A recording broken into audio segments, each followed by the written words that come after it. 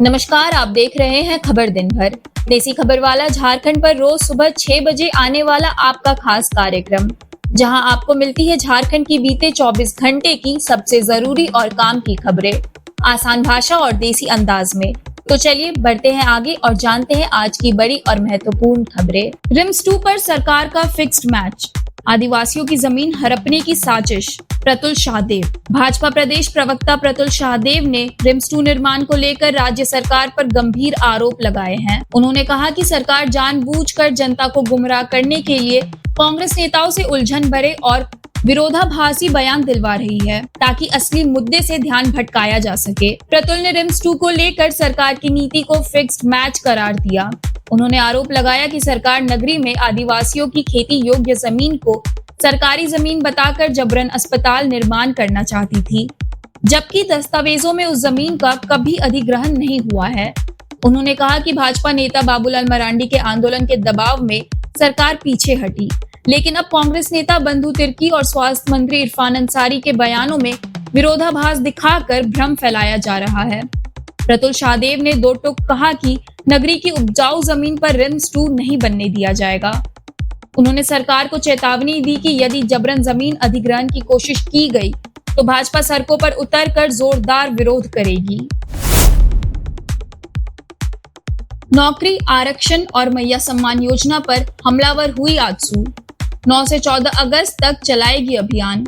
AJSU party ने राज्य सरकार पर रोजगार आरक्षण और मैया सम्मान योजना में लापरवाही को लेकर बड़ा हमला बोला है। रांची में आयोजित प्रेस कॉन्फ्रेंस में पार्टी के मुख्य प्रवक्ता डॉक्टर देवशरण भगत, केंद्रीय महासचिव राजेंद्र मेहता और युवा नेता संजय मेहता ने सरकार को कटघरे में खड़ा किया। डॉक्टर देवशरण भगत ने कहा कि सरकार ने निजी क्षेत्र में 75% आरक्षण का वादा किया था, लेकिन अब तक उसका पालन नहीं हुआ।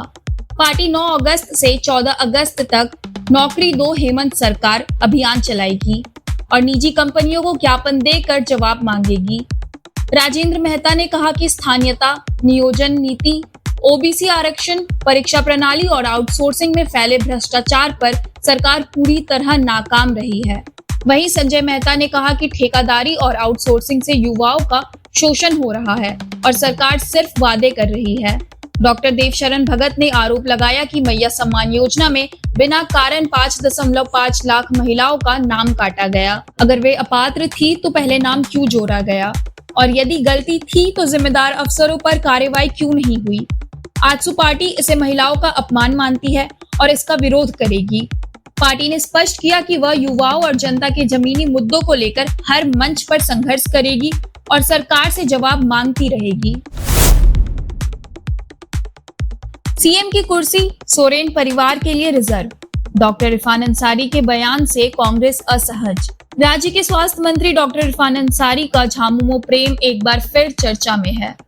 जामताड़ा में एक कार्यक्रम के दौरान उन्होंने कहा कि झारखंड की लड़ाई में दिशुम गुरु शिबू सोरेन और उनके पिता की अहम भूमिका रही, इसलिए मुख्यमंत्री हमेशा सोरेन परिवार से ही बनेगा। इस बयान से कांग्रेस असहज नजर आई। प्रदेश कांग्रेस अध्यक्ष केशव महतो कमलेश ने सफाई देते हुए कहा कि मुख्यमंत्री का चयन गठबंधन के शीर्ष नेतृत्व द्वारा तय होता है और ऐसे मुद्दे पार्टी फोरम पर रखने चाहिए। इरफान अंसारी पहले भी मुख्यमंत्री हेमंत सोरेन को राम और खुद को हनुमान बता चुके हैं। उनका यह बयान ऐसे समय आया है जब कांग्रेस के कार्यकारी अध्यक्ष बंधु तिर्की रिम्स 2 को लेकर मुख्यमंत्री से मिले और नगरी की खेती योग्य जमीन पर अस्पताल निर्माण का विरोध किया। राजनीतिक हलकों में इस कांग्रेस के भीतर मतभेद और झामुमो के प्रति इरफान अंसारी की नजदीकी के तौर पर देखा जा रहा है। बारिश में भड़भड़ाकर गिरा छज्जा, पति पत्नी की मौत, सावधान रहे, कच्चे मकान बन सकते हैं मौत का कारण। बरही प्रखंड की रसोई धमना पंचायत में रविवार को तेज बारिश के कारण एक दर्दनाक हादसे में हदीस अंसारी और उनकी पत्नी जुमेरा खातून की छज्जा गिरने से मौके पर ही मौत हो गई। हादसे से पूरे इलाके में शौक का माहौल है। घटना की सूचना मिलते ही उपायुक्त शशि प्रकाश सिंह के निर्देश पर बीडीओ, सीओ और एसडीओ ने मौके पर पहुंचकर राहत कार्य शुरू किया। उप विकास आयुक्त इश्तियाक अहमद ने पीड़ित परिवार से मुलाकात कर हर संभव मदद का भरोसा दिया। अबुआ आवास योजना के तहत परिवार को नया मकान और 1.80 लाख रुपए की राशि मंजूर की गई है। अस्थायी रूप से परिवार को सुरक्षित घर में शिफ्ट किया गया है। साथ ही 10,000 रुपए नगद और 50 किलो चावल की तात्कालिक सहायता दी गई है। परिवार की 2 बेटियों आलिया जो 9वीं कक्षा में है और नाजिया 7वीं कक्षा की पढ़ाई की जिम्मेदारी प्रशासन ने ली है। उनका नामांकन कस्तूरबा गांधी बालिका विद्यालय में कराया जा रहा है और जल्द ही 4,000 रुपए मासिक छात्रवृत्ति भी मिलेगी। आपदा प्रबंधन मद से 4 लाख रुपए सहायता की प्रक्रिया भी जारी है।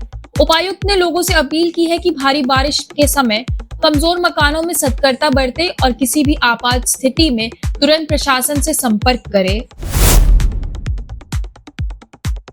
अगर आप भी हर चीज के लिए ऑनलाइन खरीदारी करते हैं तो जरा सावधान हो जाइए। घर खरीदने गए शख्स 1.10 लाख गवा बैठे।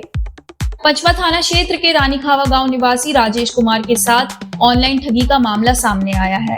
घर की ढलाई के लिए छत खरीदने के इरादे से राजेश ने गूगल पर सलूजा गोल्ड सर्च किया और एक वेबसाइट से संपर्क किया जो बाद में फर्जी निकली।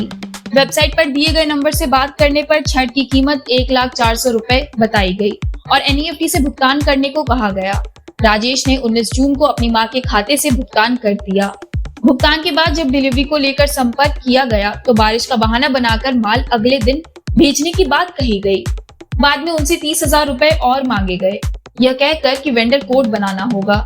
शक होने पर राजेश ने सलूजा गोल्ड के असली मालिक से संपर्क किया, जहां से स्पष्ट किया गया कि कंपनी ऑनलाइन माल बेचती ही नहीं है। राजेश ने मामले की शिकायत पंचवा थाने में दर्ज कराई है। ट्रांजैक्शन उस खाते में गया जो राजगीर निवासी नितेश कुमार के नाम पर है। पुलिस ने बैंक विवरण के आधार पर जांच शुरू कर दी है। झारखंड की खबरों का सिलसिला यहीं समाप्त होता है। जुड़े रहिए देसी खबर वाला झारखंड के साथ, क्योंकि कल सुबह ठीक 6 बजे हम फिर हाजिर होंगे झारखंड के बीते 24 घंटे की तमाम महत्वपूर्ण और आपके काम की खबरों के साथ। मिलते हैं कल सुबह, तब तक अपना और अपनों का ख्याल रखिए। बहुत बहुत धन्यवाद।